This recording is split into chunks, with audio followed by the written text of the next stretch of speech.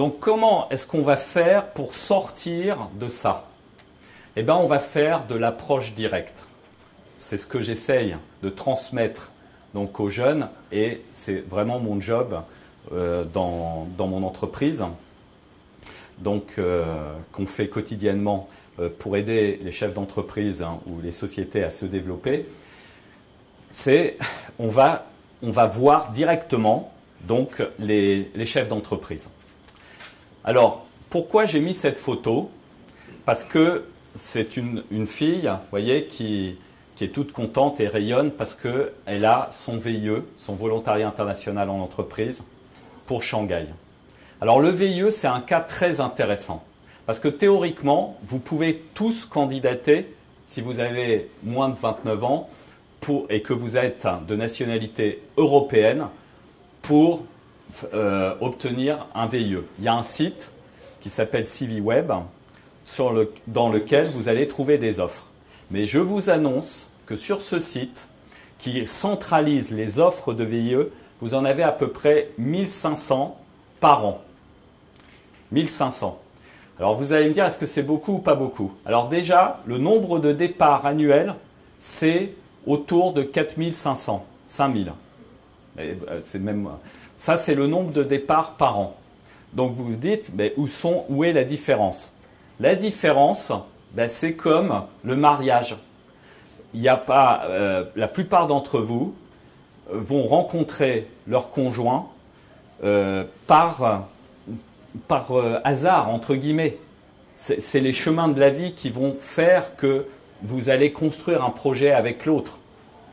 Donc, ce n'est pas par petites annonces pour la majorité d'entre vous. Sur CiviWeb, enfin sur les VIE, c'est exactement la même chose. Les 2/3 des VIE, c'est un jeune et un chef d'entreprise, une rencontre, et le VIE se met en place. Mais s'il n'y avait pas eu cette rencontre, il n'y aurait pas eu d'offre. Comprenez? Donc, ça, c'est la première. Il faut être conscient déjà de ça. Et après, il y a 4 ans, j'étais en Malaisie à la remise du trophée d'or du meilleur VIE dans le monde. Donc, c'était notre ministre à l'époque des Transports qui faisait la remise de ce prix parce que c'était le député de la zone Asie. Et j'avais demandé à la jeune fille qui recevait ce trophée, je lui avais dit, comment tu as trouvé ton VIE? Et elle m'a dit, c'est simple, j'ai regardé le marché cosmétique sur l'Indonésie et je suis allé voir en fait une entreprise du nord de la France pour leur dire qu'il y avait un marché potentiel pour eux, là, et on a monté un VIE. Voilà. Le VIE, c'est un contrat sur lequel vous avez un abattement des charges sociales et patronales. Déjà, au lieu de coûter 40 000 € par exemple à une société, vous allez en coûter 20 000. Ensuite, vous avez des subventions régionales pour des sociétés de moins de 200 salariés. Par exemple, sur la région Picardie, nord de la France, de mémoire, on était de l'ordre de 15 000 € la première année. Donc, 15 000 €, vous voyez, si vous coûtez 20 000, il ne reste plus que 5 000. Si vous êtes un primo-exportant, vous avez des subventions à l'exportation. La subvention pour primo-exportant, c'est 40 000 €. Donc, ce que je suis en train de vous dire, c'est qu'un VIE, en fait, ça peut être gratuit pour une entreprise. Et là, vous vous dites, mais comment ça se fait que ce type de contrat n'est pas beaucoup plus développé? Eh bien, parce que si je viens vous voir que vous êtes chef d'entreprise et je vous dis, tu sais, il n'y a aucun problème. L'emploi, j'ai une personne qui est handicapée et ça va te coûter 10% du SMIC si tu la recrutes. Et là, le chef d'entreprise va vous dire, dans beaucoup de cas, écoute, moi, très franchement, je n'ai pas besoin d'avoir un handicapé dans mes équipes. Parce que pour moi, ça va me générer du travail, c'est un poids lourd, c'est un poids mort dans mon système. Donc, je n'ai pas besoin de perdre du temps. Par contre, si vous dites au chef d'entreprise, j'ai un informaticien qui va te coûter 10% du SMIC, est-ce que ça t'intéresse? Elle va me dire, bah oui, évidemment. Donc, mais cette personne est handicapée. Vous voyez? Mais on oublie complètement le handicap de la personne. On s'en fiche qu'il soit handicapé. Parce qu'il est informaticien, parce qu'il a un talent dont l'entreprise a besoin. Donc, la question, c'est comment voit le VIE, le chef d'entreprise? Est-ce qu'il le voit comme un handicap ou est-ce qu'il le voit comme une opportunité? Et la question que je vous pose, parce que je vais vous dire, dans cette vie, il y a deux types de personnes, c'est un peu les catégories. Je vais vous donner l'exemple. Pour moi, il y a les wagons et puis il y a les locomotives. Et la question que le chef d'entreprise va se poser, c'est est-ce que je suis en face d'un wagon ou est-ce que je suis en face d'une locomotive?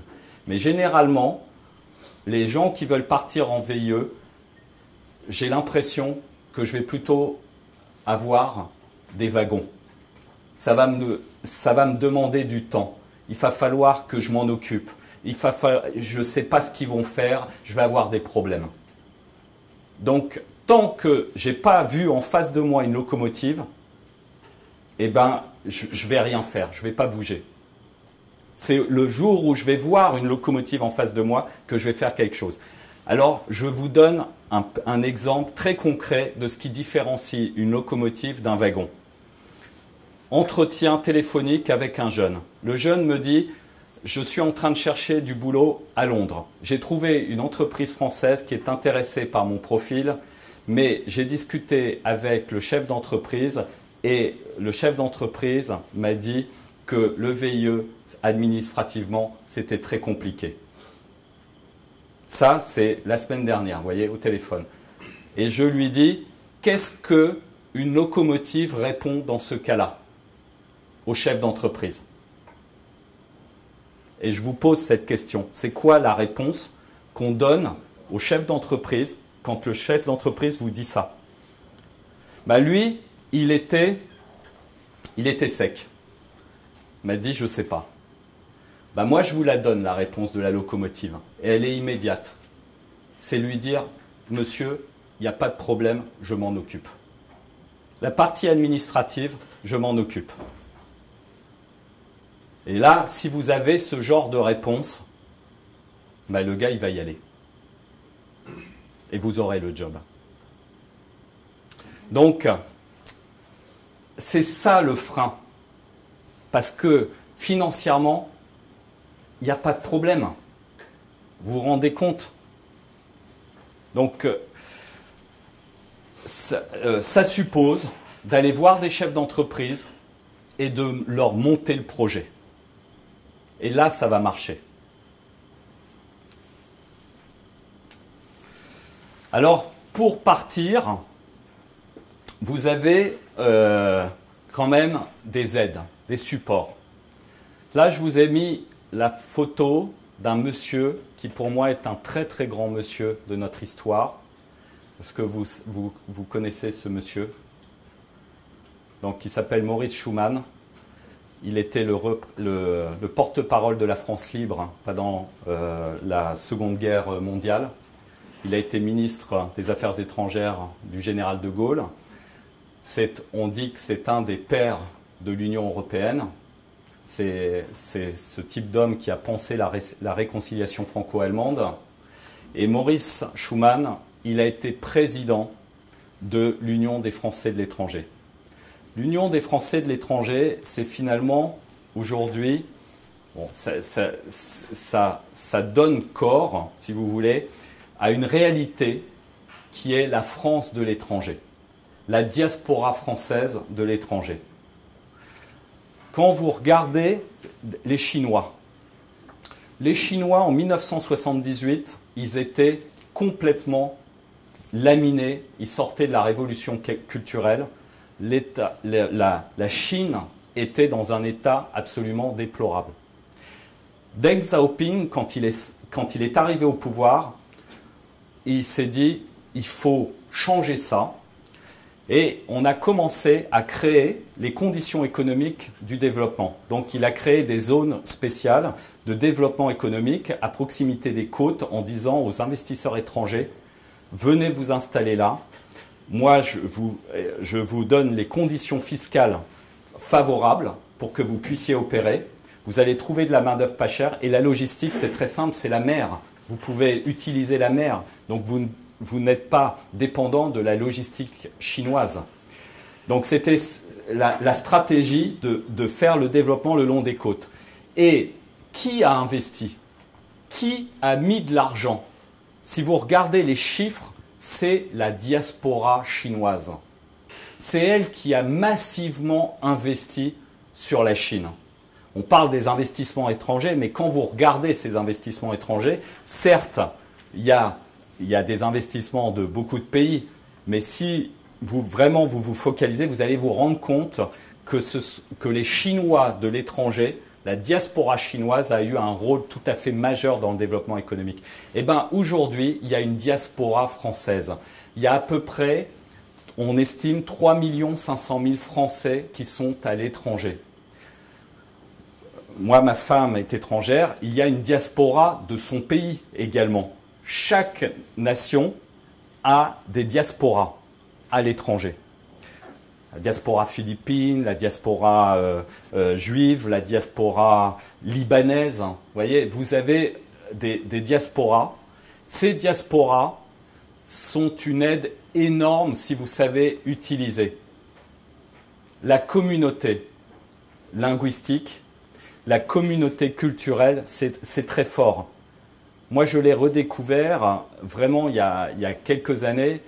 En termes de stratégie de développement à l'international, la diaspora, c'est un super outil pour aller à l'étranger. Vous voyez, je suis au Portugal, mais je suis connecté à la diaspora de Lisbonne. Ça, je peux vous dire que je connais très bien la communauté d'affaires française qui est à Lisbonne. Mais je connais en Asie, je connais dans beaucoup de pays. Vous avez 100 000 Français à Montréal, vous en avez 300 000 à peu près à Londres, vous avez 30 000 Français à Hong Kong, vous avez 10 000 Français à Shanghai, vous avez 40 000 Français dans la Silicon Valley. Donc, vous vous rendez compte, vous prenez par exemple le directeur technique de Tesla, alors je ne sais pas si c'est lui toujours, mais français. Dans les fondateurs de LinkedIn, vous avez un Français. Vous prenez des sociétés qui sont cotées au Nasdaq américain, vous allez trouver des Français qui sont donc ces gens-là, c'est des leviers pour trouver des jobs et des stages à l'étranger.